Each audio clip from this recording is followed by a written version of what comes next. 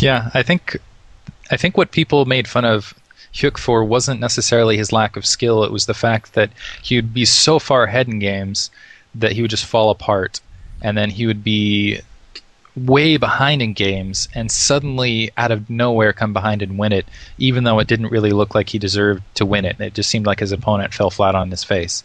And so that seemed to be the characteristic of all the matches that Hyuk was playing. But all of a sudden, yeah, he just started going on a roll. I think he's 8-3 right now, as far as his streak, and he's playing fantastic.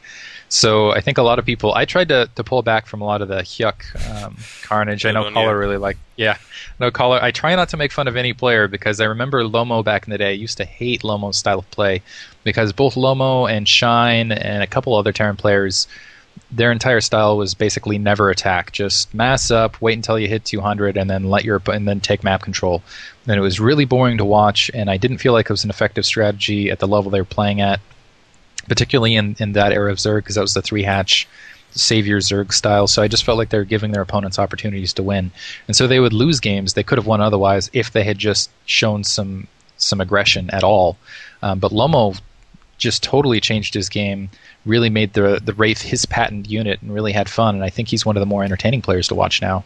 So I try to back off and not make fun of any player except for 910. 910 kind of deserves it, though. He's retired at this stage.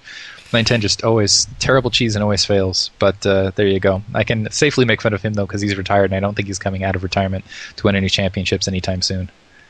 No, he has been yuked. Yeah.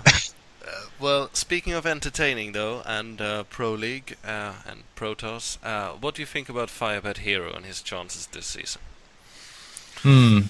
Firebat Hero. We'll see. Well, we'll see how the swing goes, because right now I feel like Zerg. I don't see Zerg faltering in their dominance right now, just because it feels like they're ahead in the metagame versus Protoss. They've got kind of the new mix-up with the late game Hydralisk versus Terran. Mech has been kind of in the mix for Terran, but Mech seems to be falling back, at least as far as just a straight build against players. A lot of it's going to depend on the maps, and I feel like a lot of the new maps that are coming out are still Zerg favored. So I don't see Jaedong and Calm stopping anytime soon. I wouldn't be surprised to see July come back and have another good season, because that's kind of the July wave. He just waits every 1 or 2 seasons, and then all of a sudden has a breakout season, then falls back into oblivion again. Quanro played really, really well last season, so I'm hoping to see him play well again. There just seems to be a ton of Zergs, and Zero, actually, I'm going to say Zero's the guy to look out for. Even though he didn't win BlizzCon, he took 2nd place. He was playing extremely creatively, he was playing extremely savvy, and he kind of reminds me, actually, at this stage, of how Jangbi was playing, kind of when he was finding his own. Jangbi ended up being a really dominant player. Still hasn't taken a championship, but he's still kind of the upper echelon. Firebat Hero, a really good player, but he just can't find his consistent stride. It seems like he plays at a very high level and then falls back, and then plays another consistently high level and then falls back.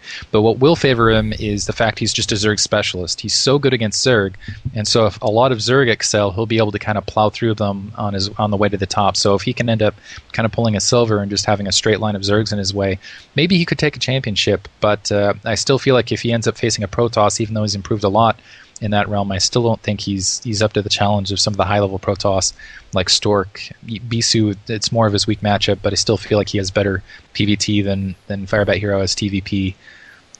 Players like that, I just feel like he gets kind of halted in the championship, even though Stork is on his team, so be what it may.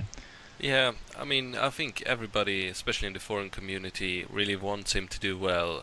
Not necessarily because he's that good a dancer, but because he's the closest thing we got to a bad boy, and we need a bit of flamboyant exuberance, if you will. And the stone-faced Koreans, they do play StarCraft very well, but apart from that, they're very low on entertaining the audiences in other ways, and I think we all want Firebat Hero to do well, so we can see a bit more of him.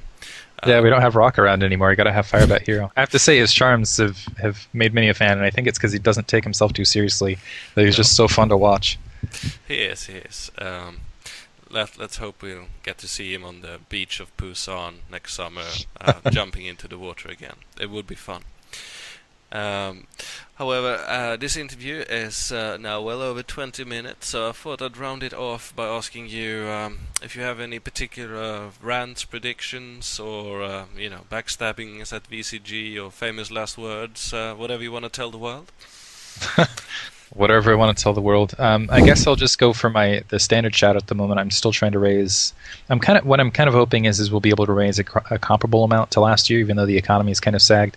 If you go to broodwar.chipin.com or go to the main page of my YouTube channel or sc2gg.com, the Child's Play donations are up, and I know a lot of people are like, oh, Child's Play, and the reason I kind of focused in on that is one, because it's gamer focused, two, because I really like Penny Arcade, but I think most importantly is I know what it feels like to have events that were set aside and special kind of spoiled or ruined. And I think we all kind of had moments like that where you have a birthday that people forget or things like that. And I feel like Christmas is one of those times of years. So I feel like it's an opportunity to kind of reclaim that holiday for kids who are sometimes in the hospital with extreme injuries, chronic illness, maybe on their way to dying, who knows, and give them kind of a little bit of a glimmer of hope, some fun. And it's a nice way to kind of just kind of show that gamers have heart as well at the same time.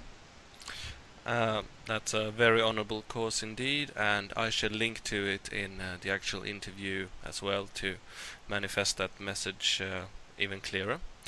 Thank you very much, Diggity, for doing this interview, and congratulations once again to being in 5 digits.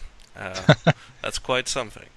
I've been enjoying your commentaries for for a long time, as I'm sure will many listeners to this podcast.